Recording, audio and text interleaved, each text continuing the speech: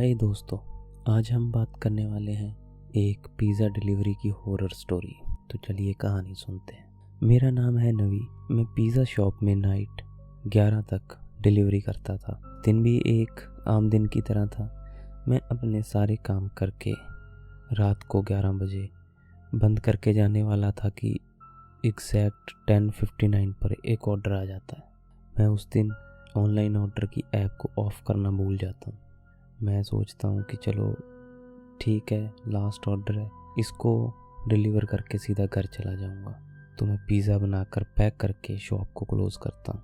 Pizza delivery करने चल पड़ता हूँ। जैसे ही वो जगह है तो शहर के अंदर ही, लेकिन जो कॉलोनी है उसकी एंट्री पे जाता हूँ तो वो एक उजाड़ टाइप, जैसे गेट जंग लगा हुआ 10-20 साल से, वैसे ही बिल्कुल टूटा हुआ, एक जगह पे अटका हुआ।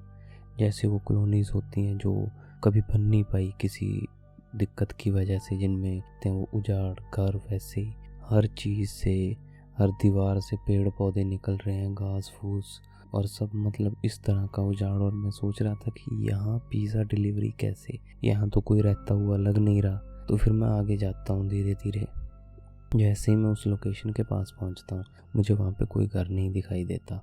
मैं अपना शू का लेस बांधता हूँ और फिर थोड़ा उस लोकेशन के आसपास देखता हूँ तो एकदम मैं हैरान रह जाता हूँ कि वहाँ पे एक चमकदार बढ़िया अच्छा घर।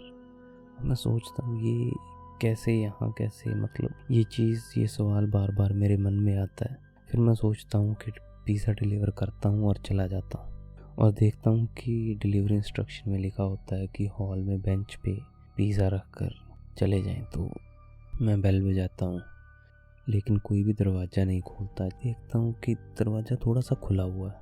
तो मैं अंदर जाकर, सामने काफ़ी आलीशान घर होता है और एक बड़ा टेबल पड़ा होता है, वहाँ पे मैं पिज़्ज़ा रखता हूँ और वहीं पे पैसे पड़े होते हैं, उठाता हूँ। जैसे ही मैं चलने लगता हूँ एकदम लाइट चली जाती है और दरवाज़ा बंद हो जाता है।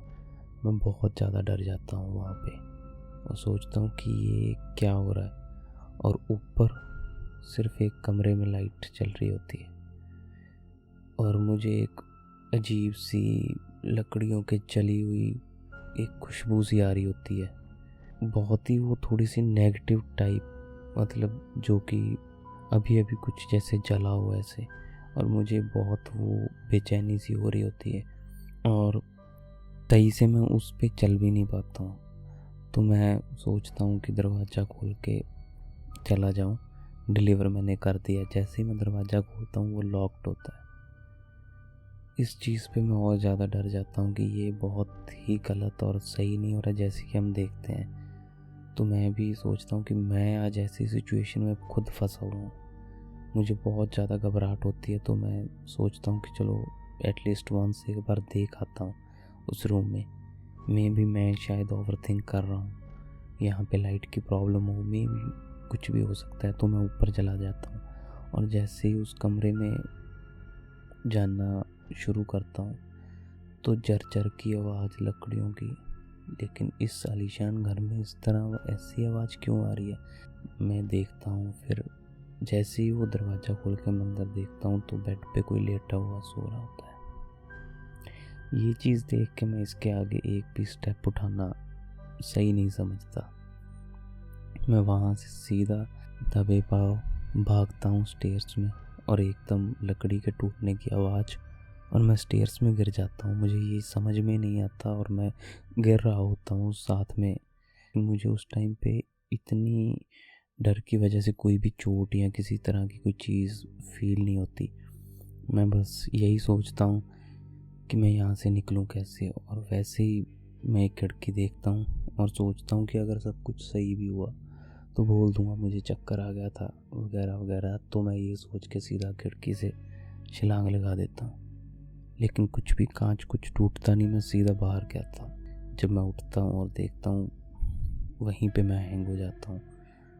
वो घर आलीशान नहीं बल्कि जला हुआ है। वो सारा घर टूटा हुआ है। उसमें जो स्टेयर्स हैं वो लकड़ी पुरानी टूटी हुई, और जिस खिड़की से मैं छलांग लगाता हूँ उसमें कांच नहीं है, वो टूटा हुआ है। मैं ये चीज़ देख के इतना ज़्यादा हैरान हो जाता हूँ और मैं जिस भी अपनी स्टेट में होता हूँ बिना सोचे सीधी बाइक उठाकर बस घर आ जाता हूँ। मुझे ये किस्सा आज भी पॉइंट टू पॉइंट हर सेकंड उस चीज़ का याद है। उस दिन के बाद मैं रात की डिलीवरीज करनी बंद कर दी और ये किस्सा मैंने कभी किसी को शेयर नहीं किया एज ऑब्वियस रीज़न। तो ये थी कहानी आज के नवी की। Thanks for the listening.